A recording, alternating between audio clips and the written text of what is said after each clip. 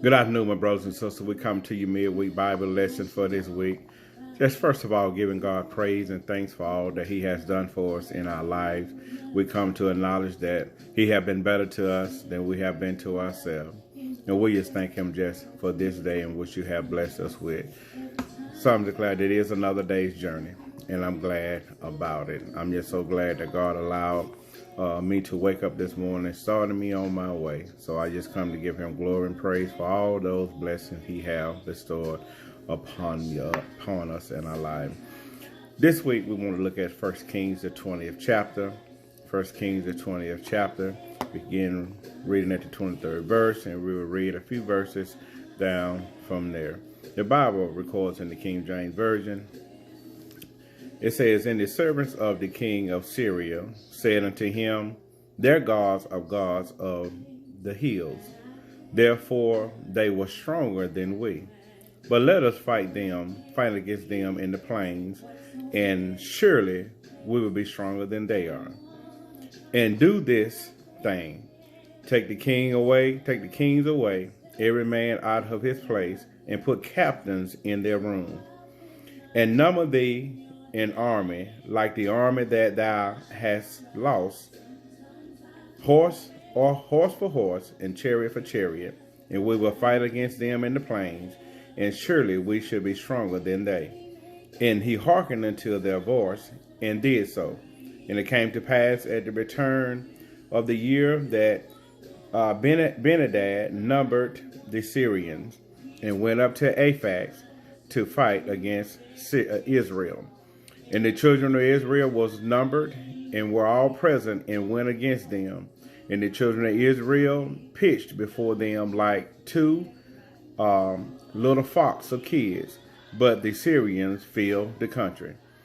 And there came a man of God, and spake unto the king of Israel, and said, Thus said the Lord, because of the Syrian has said, The Lord is God in the hills, but is not God in the valleys.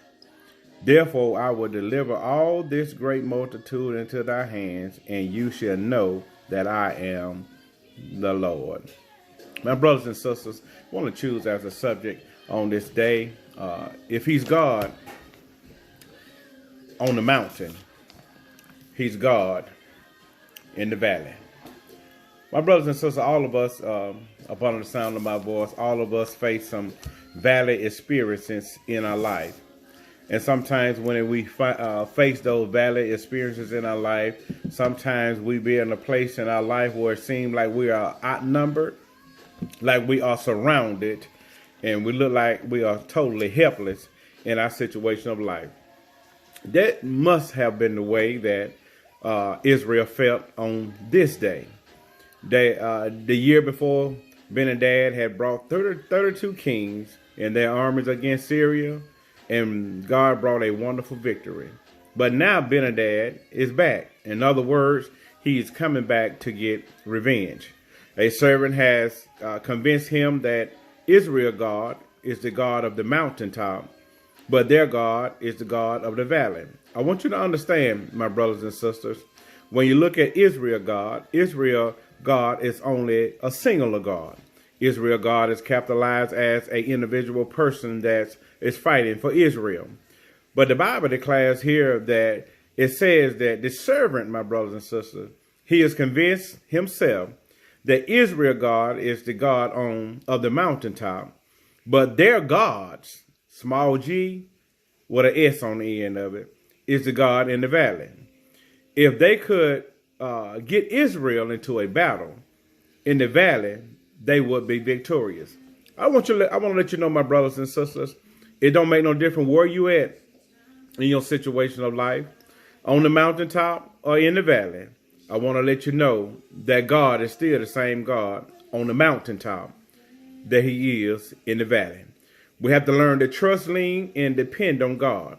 And God will be that awesome God that He is for you. Israel is so outnumbered, my brothers and sisters. They look like two small herds of sheep. While Benhadad armies, he covered the whole valley. Could you imagine, my brothers and sisters, the fear that may have gripped their hearts and their minds of the army of the Israelites? Discouraged and despair must have filled their minds and their hearts on this day. They probably even had thoughts of giving up. Surrendering must have been their discussion for that day. But I want to let you know, my brothers and sisters, the God that we serve, he always makes a way out of no way. We have to learn to just trust him. God was not in a position at that time for the idea that his presence was only limited on the mountaintop. Many times, my brothers and sisters, in our lives, we find ourselves in the middle of valley experiences. And when we find ourselves in these valley experiences, sometimes we feel weak, we feel tired, sometimes we feel empty, and sometimes we even feel alone. We feel that we're so far from God's presence, and when we call on him, it seems that all we get is a busy signal. But I want to let you know, my brothers and sisters, the God that we serve, he's an awesome and he's an amazing God. I can imagine how Israel felt at this time, because my brothers and sisters, they was outnumbered. But one thing I want to let you know, that whatever God has done before you, he will do it again. All you have to do is just trust in him. In other words, he's the same God on yesterday, the same God of today, and he'll be the same God forevermore. I can imagine, my brothers and sisters, that day was kind of had fear within our mind. But I want to let you know, my brothers and sisters, God did not give us the spirit of fear. And I want to let you know that all we got to do is just to hold on to God's unchanging hand. I know a lot of times, my brothers and sisters, some of us be in the valley experience of our life and don't seem like there's no way out of the valley experience. I reminded my brothers and sisters about a man and a doctor. The doctor told the patient that I have bad news and I have worse news for you. The patient just made up in his mind, just let me have it, doc. Whatever you got to tell me, just go ahead and tell me. So the doctor said, the bad news is you only have 24 hours to live. The patient said, well, I can imagine what could be worse than that. Well, the doctor said, well, I forgot to tell you yesterday. But my brothers and sisters, I want to let you know that the same God that's on the mountaintop is the same God that's in the valley. Even when you face your valley experiences, God is there with you. And I want to let you know sometimes, my brothers and sisters, these valley experiences come in all different kinds of shape, forms, and fashions. But I want to let you know we still serve the same God when these valley experiences come in our life. And we want to let you know on this day that when you face situations of life, when you seem like everything is coming against you in your life and you don't know which way to turn. It seems like there's an enemy on this side, an enemy on that side. The enemy of sickness, the enemies of financial burden, the enemy of whatever may be dealing with in your life. We want to let you know that the Bible says that when the enemy comes in like a flood, the Spirit of the Lord shall lift up a standard against them. Israel didn't have to worry about the people at this time. All they had to do is just keep on trusting in God. I don't know who I'm talking to on this day, but I want to let you know that you may find yourself in a valley place right now. You may find yourself in a place of darkness and despair within your life. But I want to let you know that all you got to do is just continue to hold out to God unchanging hand. God just got a way of working things out. Valley experiences, my brothers and sisters. Valley experiences is where we find ourselves in a place of trial in our life. A valley is a place where your faith is put to the test. James declares to us, my brothers and sisters, in the first chapter of the book of James, second verse, it said, count it all joy when you enter trials of life.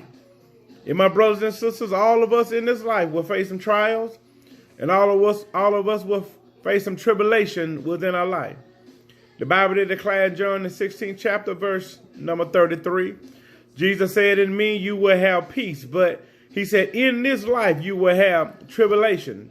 In other words, you will have trials, you will have hardships, you will have heartaches, and you will have pain.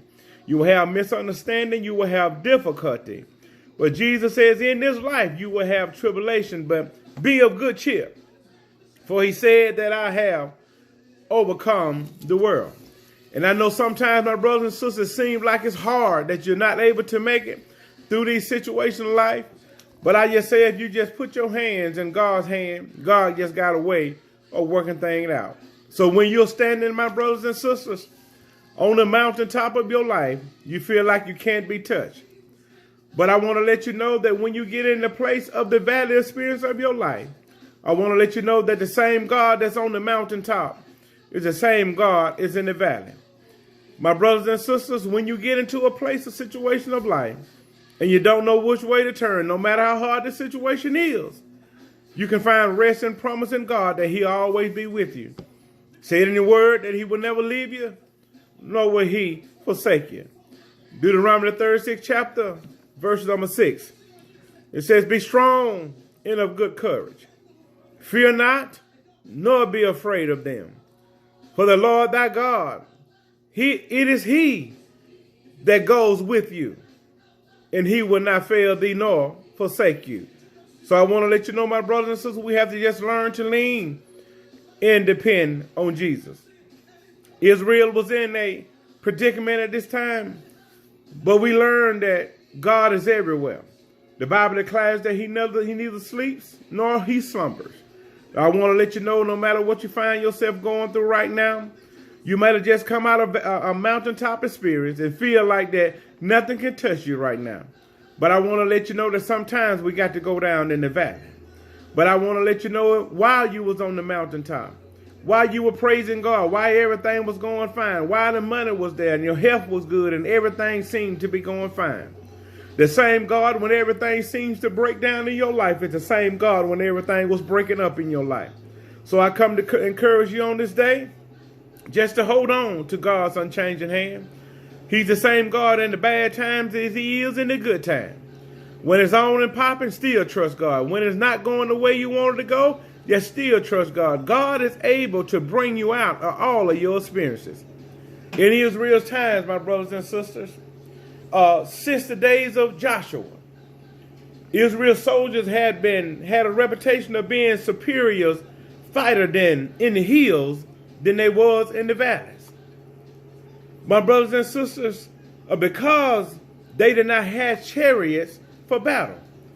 Horses-drawn chariots, unless in the hilly terrain in the dense forest, could easily run down a number of foot soldiers in the plain. What Ben-Hadad offerers did not understand, my brothers and sisters, that was God, not the chariots, made the difference in the battles, but it was God that himself that made the difference in the battle.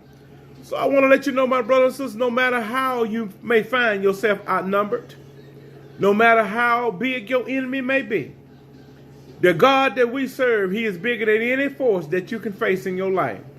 In other words, even if your enemy try to bring you down into the valley, God is still in the valley. Even if your enemy tell you're not going to be able to make it through this situation, you know what God done brought you through. Even though the enemy may say you'll never be what God has said you will be, I stand to tell you on this day that the enemy is a liar. Whatever God has for you, it is for you. And I want to let you know and to encourage your heart, the same God that's on the mountaintop, it's the same God that's in the valley. If it's looking dark right now, God still sees you. Got a story, and then I'm out of here. One night, a house caught fire, and the young boy, he was forced to flee to the roof. The father stood on the ground below him with his arm outstretched wide, calling his son and telling him to jump. I'll catch you. He knew the boy had to jump in order for his life to be saved.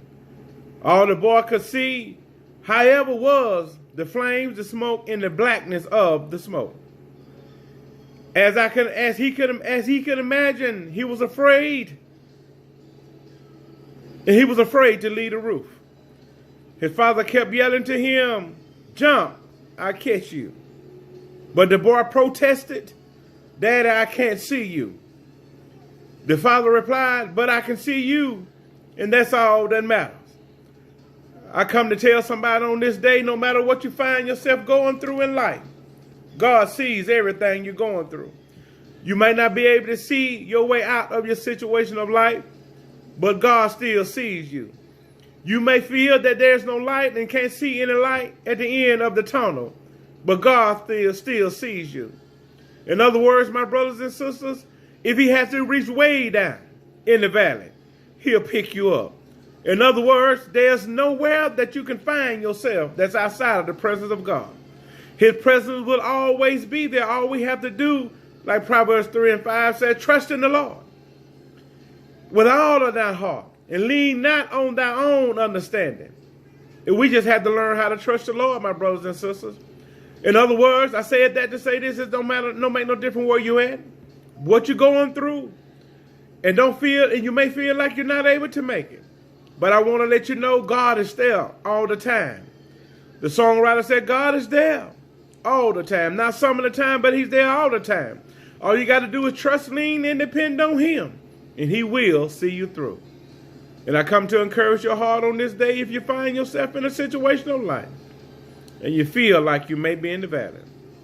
I come to let you know that the God that we serve, he's still the God that's on the mountain that he is in the valley. In other words, no matter where you find yourself, just keep your trust in God's hand. God is able to see you through if you lean and depend on him.